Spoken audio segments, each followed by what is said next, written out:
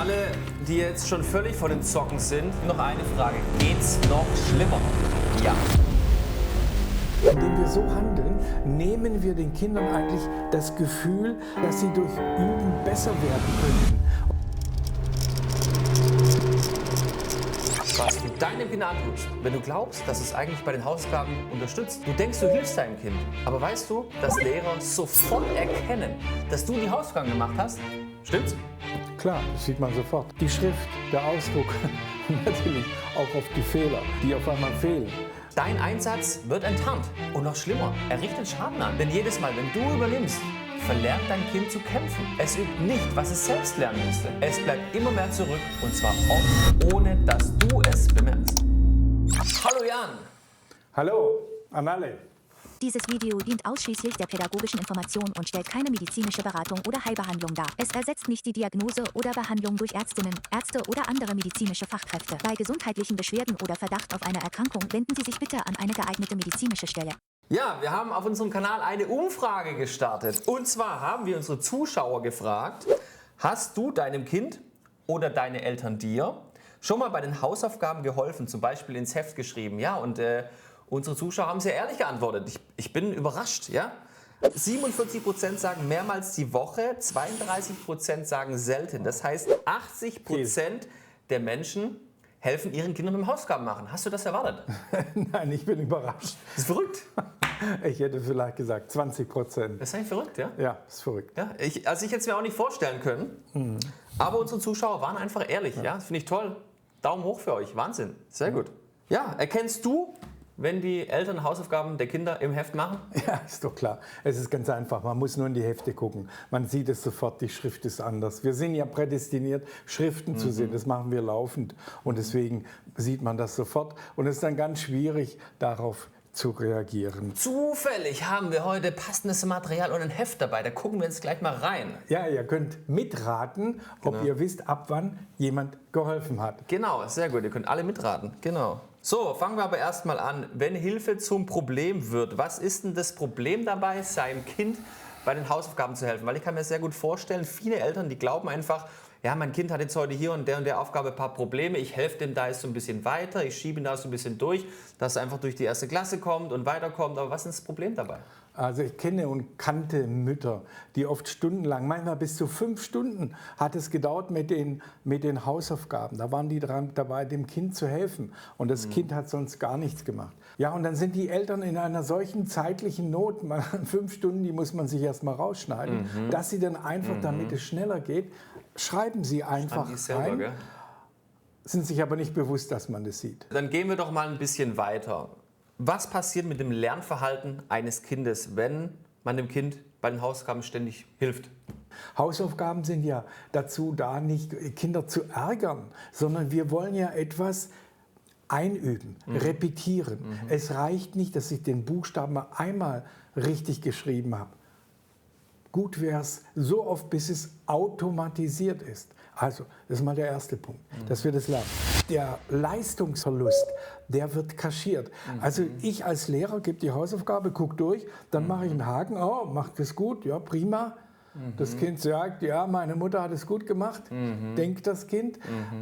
Ich übersehe dieses Kind. Ich kann sagen, ich kümmere mich jetzt um die Probleme haben. Also dem Kind geht eigentlich Zuwendung verloren. Dabei braucht es die Zuwendung. Genau, weil das Kind ist eigentlich schlecht, aber die Hausaufgaben, die sagen, ja, er hat ja irgendwie alles und ja, dann passt es ja so irgendwie.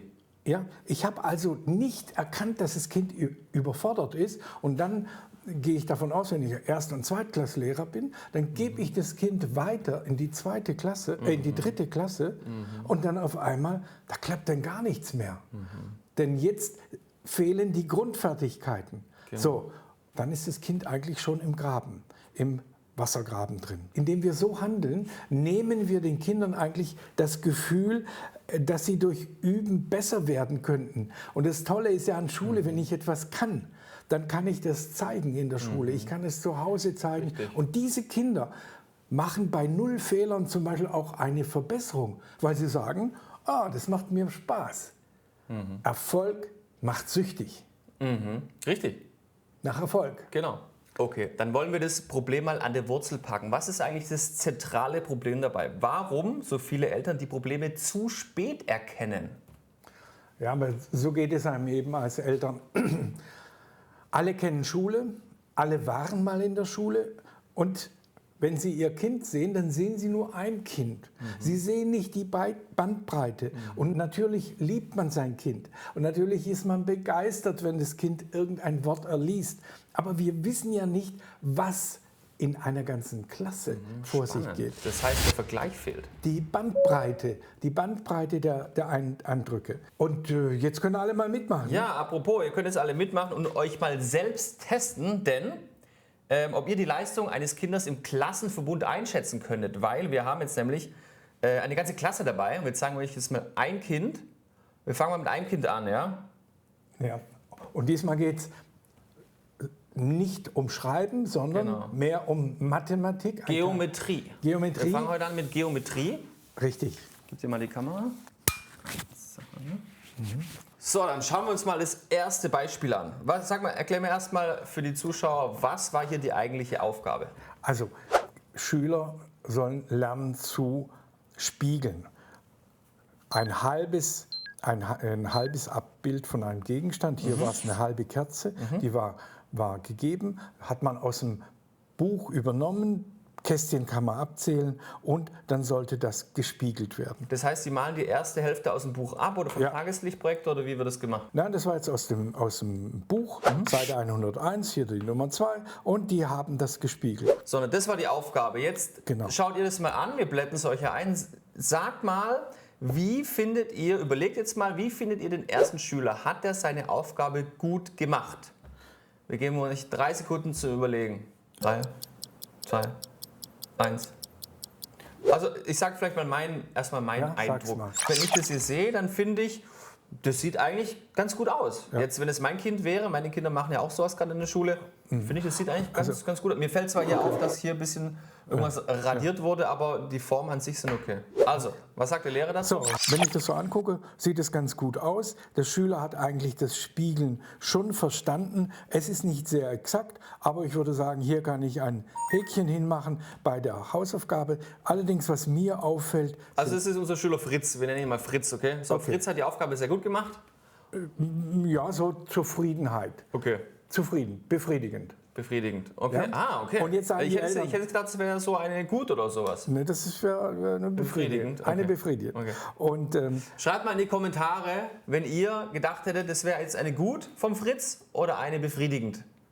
Okay, und jetzt schauen wir uns die Schrift daneben an. So, und jetzt gucken wir mal. Also Schularbeit, das ist hier, das ist Wem ist es aufgefallen da oben?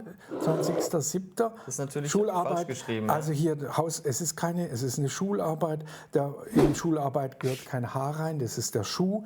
Und dann sieht man, das Kind verschreibt sich und hier auch spiegeln mit IE. Hier ist was falsch gelaufen. Auch die Linie wird nicht eingehalten, sieht schon ein bisschen eigenartig aus. Auch hier, jede Ziffer braucht ihr Kästchen. Wir spiegeln, also hier ist zum Beispiel das G, ist eigenartig geschrieben. Das könnte auch ein J sein. Das N passt nicht in die Zeile. Also hier sehe ich Unsicherheit. Wo es ganz deutlich wird, ist zum Beispiel hier, das Kind kann keine Ordnung halten. Und Mathematik lebt von Ordnung, also hier untereinander. Aber auf einmal verrutscht das Kind nach hier rüber und der Block müsste eigentlich getrennt sein um 2 Kästchen und wir sehen auch hier, die Ziffern gehen über die Linien und irgendwann gibt es Probleme, auch die 2 ist ein bisschen wie ein Fleischhaken, also ganz besonders deutlich sieht man, der Junge kann zwar Linien ziehen, aber nicht exakt, das sehen wir hier, wie er sein Lineal hält und er fährt auch hier über die Linie raus. Und das ist auch verzögerte Wahrnehmung. Also wenn das jetzt befriedigend war, dann schauen wir uns noch mal, wie müsste es denn perfekt aussehen. Holen wir mal die beste Schülerin. Wir nennen sie heute mal Sandra. Hol mal die Sandra raus. Hallo Sandra. Zeig mal unseren Zuschauern, wie müsste es perfekt aussehen. Sandra, die hat es sehr exakt gemacht. Sie hat sich auch hier die Punkte, sie hat sehr genau gemessen hier, zwar nicht ganz genau getroffen, sie hat es schön ausgemalt. Das ist jeweils richtig gespiegelt und sie hat es nur ganz leicht koloriert. Das ist eine Kunst, wenn man das mit einem Stift in in kleinen Kreisen macht. Die Also meisten nicht Kinder, die meinen ja irgendwie so und kreuz und Flecken quer. aus. Und es tut weh, das ist nicht schön. Sie kann das also wirklich perfekt. Und wenn wir jetzt hier rüber schauen, dann sehen wir, sie beherrscht auch das, zum Beispiel jetzt das Dividieren. Sie schreibt die Ist-Gleichzeichen richtig. Sie schreibt die Hausarbeit sehr klein. Sie sagt, ich nehme das nur ein Kästchen, manche nehmen 2 Kästchen, aber sie hält es durch. Das ist wie ein Wortbild. Hier erkenne ich sofort Hausarbeit, Juli 2016. Ich sehe hier alles, was ich brauche und ich sehe auch, wie groß ist die Zahl. Dann schauen wir uns mal den nächsten spannenden Fall an, und zwar von der, wir nennen sie Clara. Hol mal die Clara und gucken mal, wie die Clara die geometrischen Aufgaben gemacht hat. So, und die Clara, die macht es so. Also einmal, was hier bei der Clara auffällt, die Kerze hat sie noch einigermaßen gespiegelt. Ja? Aber hier hat sie gar nichts gespiegelt. Sie hat es auch noch nicht mal richtig reingemalt. Sie sieht die Eckpunkte nicht. Wahrscheinlich ist dieses Kind weitsichtig. Ich gehe davon aus, weitsichtig und wahrscheinlich noch andere Probleme. Und deswegen, die gehören immer alle abgeklärt, wie wenn ein Auto richtig überprüft wird. Da kann man nicht nur den Luftdruck überprüfen, man sollte auch noch mal nach dem Öl gucken. Und jetzt sehen wir, hier hat sie nicht gespiegelt. Aber wenn wir jetzt raufgehen zur Schrift, da sehen wir schon, die Augen können nicht locker sich bewegen. Die Okulomotorik, also die Motorik der Augen, stimmt hier nicht. Also es korreliert eigentlich 1:1. Ja, das passt zusammen, aber irgendwas passt hier nicht dazu. Genau, jetzt kommen wir nicht zum nächsten Punkt. Vielleicht ist es dem einen oder anderen Zuschauer aufgefallen auf den ganzen Blättern. Und zwar, du lässt die Kinder immer Linien zeichnen. Kannst du das mal kurz erklären, diese roten Linien hier? Also ich habe von einem alten Lehrer, der hat immer gesagt, das Schwierigste, was es gibt, ist eine richtig gerade Linie zu ziehen. Und das habe ich mir gemerkt und habe dann gedacht, oh, das muss ich auch im Unterricht machen. Und deswegen habe ich das schon mit Erstklässlern, nach ein paar Wochen üben wir mit dem Geodreieck Linien ziehen. Erstmal auf einem Blatt und dann hier. Das ist ganz besonders schwierig, weil ja das nur ein Kästchen soll eigentlich nur außen bleiben. Und das ist immer Hausaufgabe. 3 Seiten müssen einen Rand haben, einen roten Rand. Im Voraus, damit wir im Unterricht arbeiten müssen. Nicht, dass die Kinder anfangen, wieder alles, und da brauchen sie sehr lange, diese Striche zu ziehen. Jetzt kommen wir zum Thema zurück. Und, ja? Und jetzt gehen wir direkt nochmal in das Thema und zu unserer Anfangsfrage. Machen Eltern die Hausaufgaben für die Kinder? Jetzt schaut euch mal die Linien im Vergleich zu den geometrischen Formen an. Meint ihr, das Kind hat die Linien selber gezeichnet? Schreibt mal eure Meinung in die Kommentare. Du warst ja der Lehrer von diesem Kind. Ja. Das hat das Kind natürlich nicht gemacht, aber es hat zu Hause dafür Hilfe bekommen und das finde ich jetzt schon mal gut. Sie brauchte auch diese haptische Hilfe wahrscheinlich und man hat ihr vielleicht gezeigt, wie es geht. Besser, wir werden noch sehen, wenn nichts gemacht wird. Das ist natürlich noch schlimmer. Aber es ist schon mal gut, dass der Rand da ist. Hier hätte ich vielleicht hinschreiben sollen, bitte lassen Sie das Kind diese Aufgabe selber machen. Okay. Gut, schauen wir uns die nächste an. Wir nennen sie mal Stefanie. Das ist die Stefanie. Was hat Stefanie gemacht? Ja, ich denke, das wird jetzt unsere Zuschauer natürlich interessieren. Die machen sieht spannend aus. Ja, muss man ganz kurz angucken. Klack, klack, klack. Ja, das muss man erstmal auf sich wirken lassen kurz.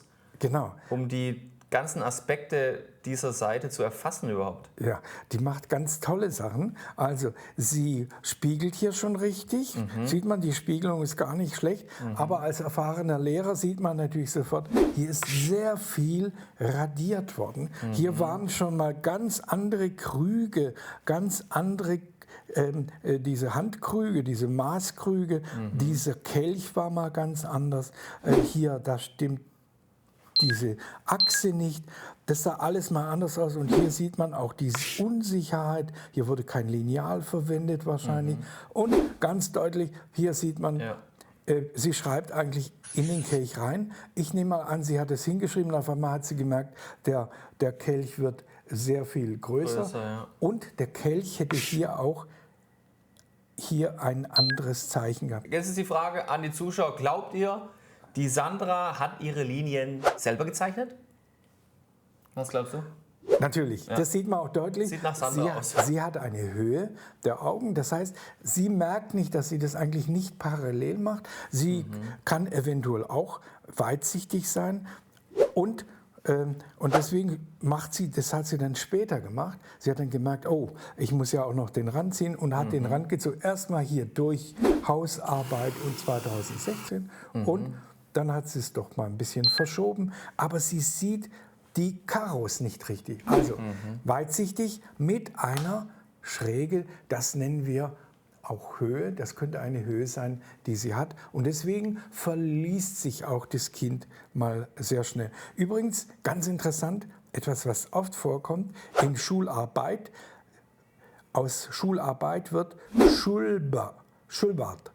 Das L wird fast zu einem B und wir haben Kinder, die machen aus dem B ein L.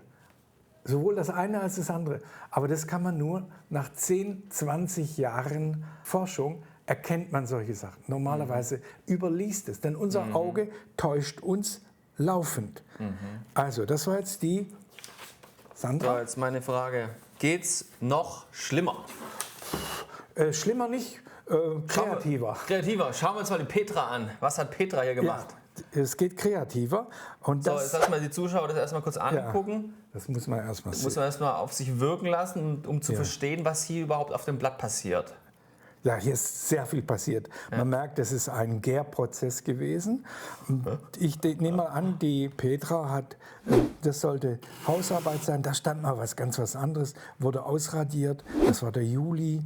Und wir spiegeln, das sieht sich auch sehr gut an. 107, Seite 107, das stimmt. Aber wenn wir jetzt angucken, so sah die Kerze gar nicht aus. Aber die war mal größer. Und hier wurde radiert. Hier wurde auch schon radiert, die war mal so hoch. Jede Form wurde radiert. Die wurde radiert, richtig. Und wir sehen, hier wurde es so angemalt. Nicht in kleinen Kreisen, sondern Ritsche. Hier, das war mal so groß. Dann wurde rausradiert, hier war mal auch noch was ganz anderes. Ich denke, hier ist geholfen worden. Schön, hier haben die Eltern danach geguckt. Ist ja auch ganz wichtig. Deswegen sind die Linien auch so sauber eingezeichnet. Weil die Linien passen noch komplett gar nicht zu der Geometrie. Ich nehme mal an, deshalb sind die sind gemacht worden. Man unterstützt dein Kind, damit der Lehrer nicht sagt, das musst du schöner machen. Also hier ist dem Kind nicht geholfen worden. Man hätte ihm beibringen müssen, wie mache ich das? Wie kann ich exakt mein Geodreieck jedes Mal hinhalten? Für alle, die jetzt schon völlig von den Socken sind, stellen sich bestimmt noch eine Frage. Geht's noch schlimmer? Ja. Nein, nicht schlimmer, kreativer. Es geht. Es geht, aber... So, sag mal den Thomas. Ja, das ist der Thomas und der macht seine Schularbeit. Und jetzt muss ich eins dazu sagen. Der Thomas hat sich sehr angestrengt. Ein ganz angenehmer Schüler. Ein sehr kluger Schüler. Er strengt sich unglaublich an, aber er kriegt es nicht besser hin. Und das sehen wir schon. Hier, das war mal ganz klein. Irgendwann hat er es doch gemerkt, aber er macht 2,5 Kästchen hier rüber. Und hier sind es 2. Das hier ist für ihn ein Kleid. Er hat es als Kleid gesehen. Wenn wir das so angucken, ja, könnte auch ein Kleid sein, wenn hier die Arme rauskommen würden. Könnte es auch ein Kleid sein. Und das sieht er als Koffer. Ich weiß allerdings nicht, was das... Das war ein Koffer, ja. Er hat vielleicht wirklich einen Astigmatismus, der ja früher sogar, der hieß ja Stabsichtigkeit. Guck mal, wenn du jetzt hier das umdrehst, dann sieht das aus wie eine Tasche. Und vielleicht hat er das sogar als Koffer gesehen. Und das ist für ihn eine Vase, natürlich. Vase hat er geschrieben, das Blaue hier. Ja, das ist ja eigentlich super, aber er kommt total durcheinander. So, und diesem Kind muss geholfen werden, denn es kann noch nicht mal seinen Strich jetzt ziehen. Der Thomas merkt nicht, dass sein Stift nicht gespitzt ist. Er weiß, dass ich das will und er bemüht sich, aber er hat keine Chance. Das darf eigentlich im 21. Jahrhundert nicht mehr passieren, wenn man denkt, was wir alles tun. Und was uns interessiert, ob Wasser auf dem Mars ist, das interessiert uns. Uns interessiert aber nicht, was mit Thomas los ist. Ja. Der ist so wichtig wie das Wasser auf dem Mars. So ist es. Ja. Ja, das war ein kleiner Ausflug und da gäbe es noch viel mehr. Jetzt stellen sich bestimmt aber ganz viele die Frage, warum erkennen es Eltern nicht? Was ist das Problem? Warum erkennen es Eltern nicht? Warum das Eltern nicht? Also ich hoffe, dass alle, die das jetzt gesehen haben, erkennen es jetzt, können es jetzt erkennen. Bei manchen Das, was nicht stimmt zumindest. schauen die Eltern vielleicht nicht hin. Aber sie schauen hin, aber sie sehen vielleicht selber nicht gut. Nun, wir wissen nicht, wie die Eltern sehen. Es gibt auch ganz viele Weitsichtige, die nie entdeckt werden, die ein Leben lang weitsichtig sind, die in der Nähe immer schlecht sehen. Vielleicht haben sie eine Lesebrille, die kauft man bei irgendeinem Discounter.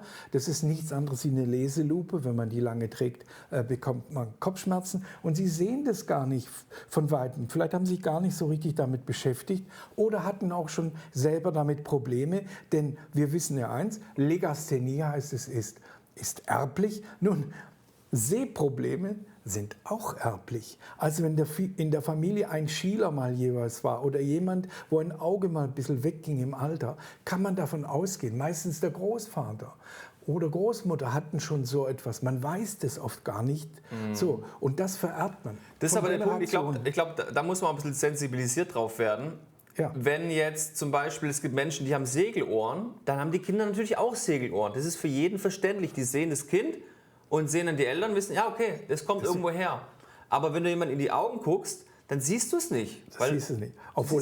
Obwohl Lehrer oft sagen oder Lehrerin, der Vater war genauso.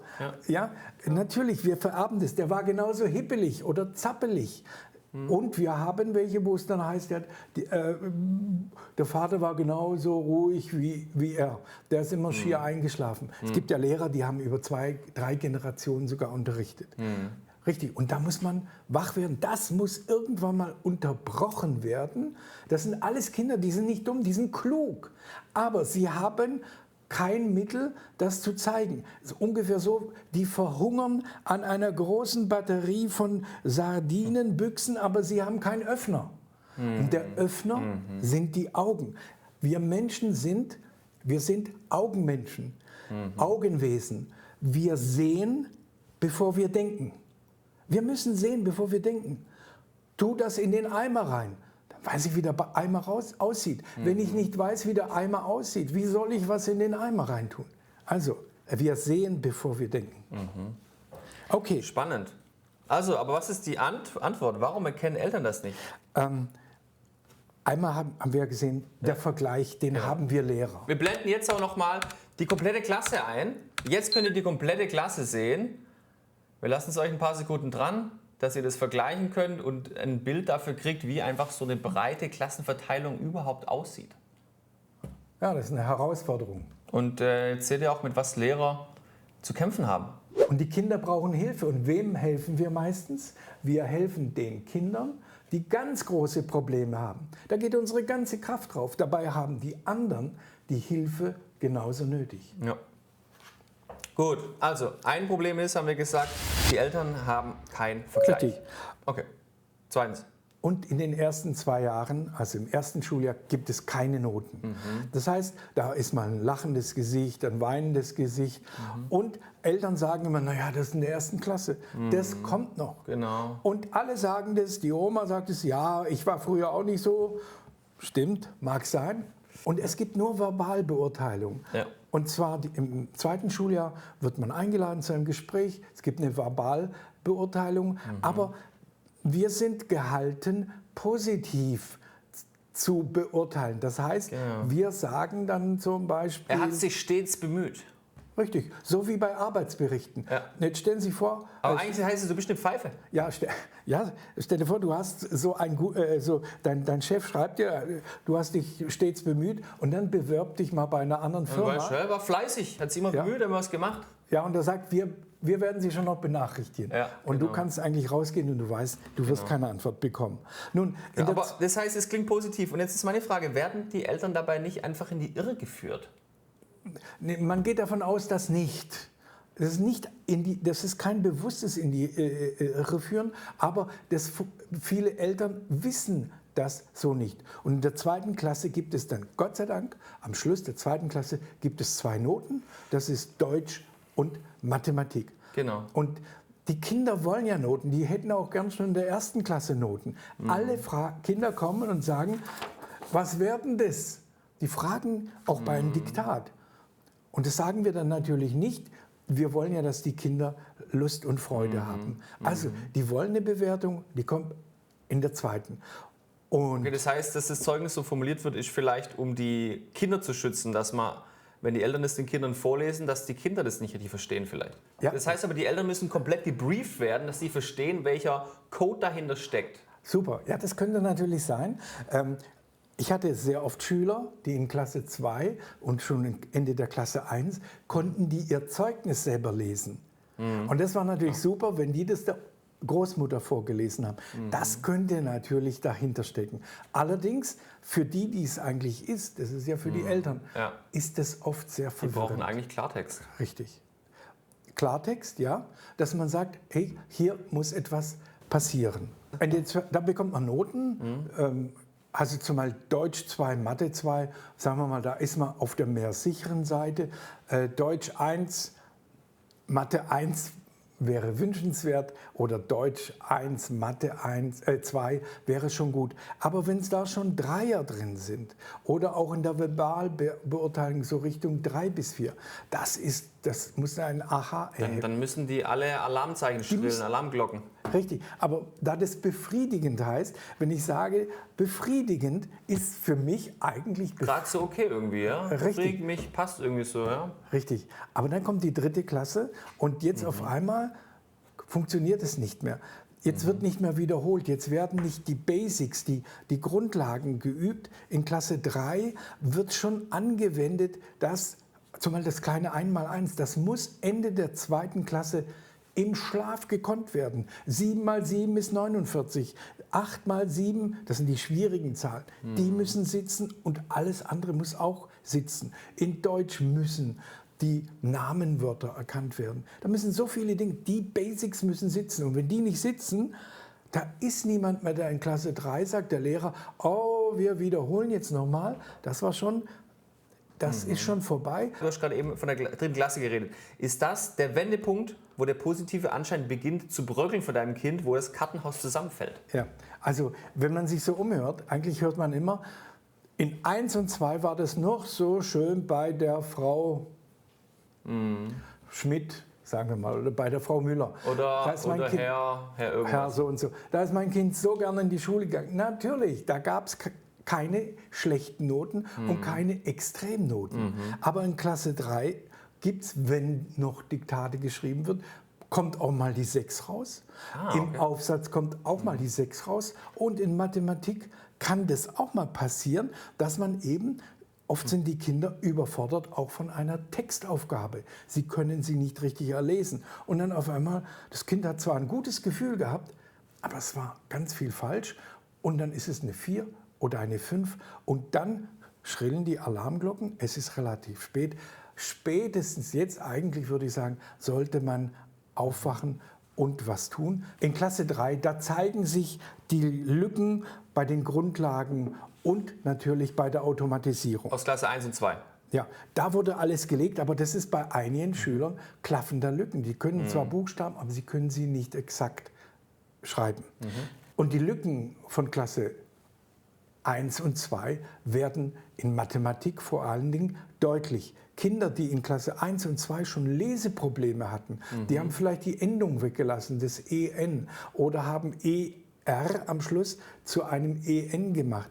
Dann hat die Aufgabe einen anderen Sinn. Also die könnten die Aufgabe zwar lösen, aber sie können sie nicht sinnentnehmend erlesen. Okay. Jetzt ist höchste Zeit. Okay, und dann sinkt die Motivation. Natürlich, das ist ja klar. Wenn ich gut bin in irgendeiner Sache, mache ich gern mit. Wenn nicht, dann mache ich lieber Dummheiten. Mitte der 3. Klasse ist noch Zeit zum Eingreifen. Aber man muss wissen, worauf es ankommt. Okay. So, jetzt kommen wir zum nächsten Punkt, was sich jetzt viele Zuschauer wahrscheinlich fragen. Macht es Sinn zu wiederholen? Weil viele, die haben einfach Angst, wenn es heißt, ich habe eine Klasse wiederholt. Das ist ja auch wie so ein Karma, das einen das ganze Leben verfolgt. Wenn man jemandem erzählt, ich habe in der Grundschule eine Klasse wiederholen müssen, dann gucken dich ja alle schräg an und sagen, hä, in der Grundschule, da war alles so einfach, warum hast du dann eine Klasse wiederholt? Also es gibt das freiwillige Wiederholen. Und das freiwillige Wiederholen ist für mich eine Art Rettung. Ich finde es toll, dass es das gibt. Zum Beispiel, wann macht denn freiwilliges Wiederholen Sinn? Also es macht Sinn, wenn man aus der 2. Klasse in die Klasse 1 zurückgeht. Okay. Aber nicht gleich am Anfang, weil dann die Einschulung ist sicher nicht gut für ein Kind, vielleicht ein bisschen später, 1, 2 Monate später, wieder in die Klasse 1 einzutauchen und alles noch einmal in Ruhe nochmal zum zweiten Mal zu machen. Und diese Schüler werden oft sehr erfolgreich. Was ist mit der 2. Klasse? Kann ich die 2. Klasse wiederholen? Die 2. Klasse ist natürlich sinnvoll, denn die baut ja immer noch Grundlagen auf. Unbedingt, wenn ich merke am Ende der 2. Klasse, dass da wichtige Basics fehlen, würde ich als Vater, mein Kind unbedingt wiederholen lassen. Ich würde darum bitten, ich möchte, dass mein Kind die Chance bekommt, diese Grundlagen richtig zu lernen. Da hat es noch mal ein ganzes Jahr Zeit. Das kann keine Nachhilfe, gar nichts kann das machen. Davon müssen wir ausgehen. Diese Zeit braucht dieses Kind. Manche brauchen länger, sagen wir doch immer. Die Kinder sind unterschiedlich. Okay, was ist mit der 3. Klasse? Die 3. Klasse, ja, jetzt geht es natürlich schon los. Die Basics müssen da sein. Dann sollte ich ganz schnell eigentlich reagieren. Ist das Kind in der 3. Klasse und ich merke, das Kind kommt nicht zurecht beim Lesen, beim Erlesen von Aufgaben. Und jetzt soll es ja auch schon ganz alleine arbeiten. Dann möglichst früh, möglichst noch bevor das erste Schuljahr, die erste Hälfte des Schuljahrs vorbei ist. Das ist eine gute Zeit, Mitte der 3. Klasse zurückzugehen in Mitte der 2.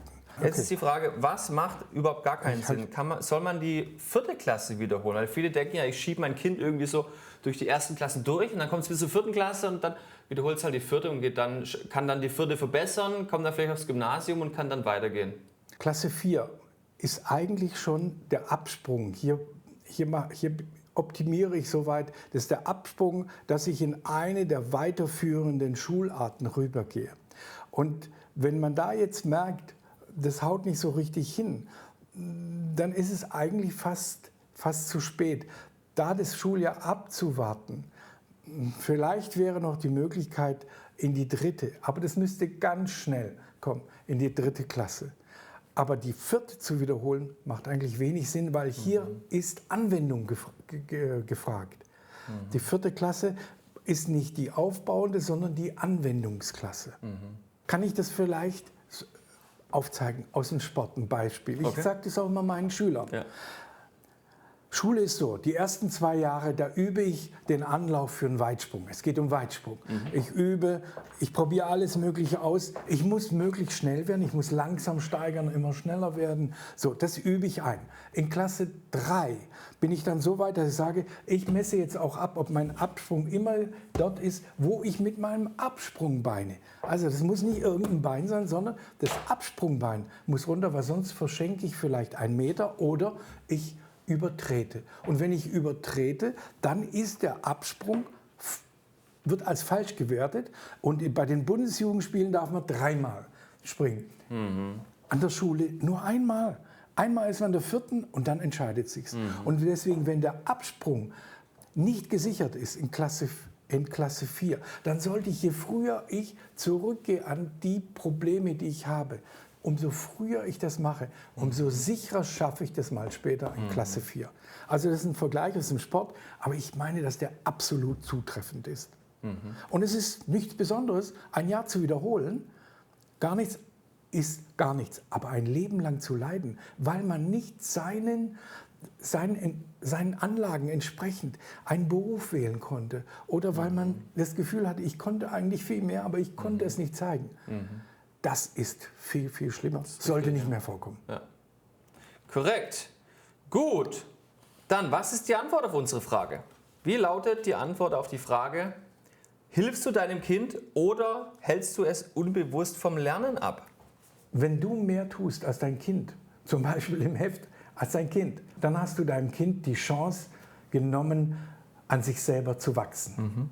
Du musst die Lerndefizite analysieren, kennen und dein Kind diese nachholen lassen. Genau, und dafür, dass ihr diese Lerndefizite erkennen könnt, deswegen sind wir hier. Dass wir euch in die Power bringen, dass ihr bei allen Menschen Lerndefizite, Sehdefizite erkennen könnt.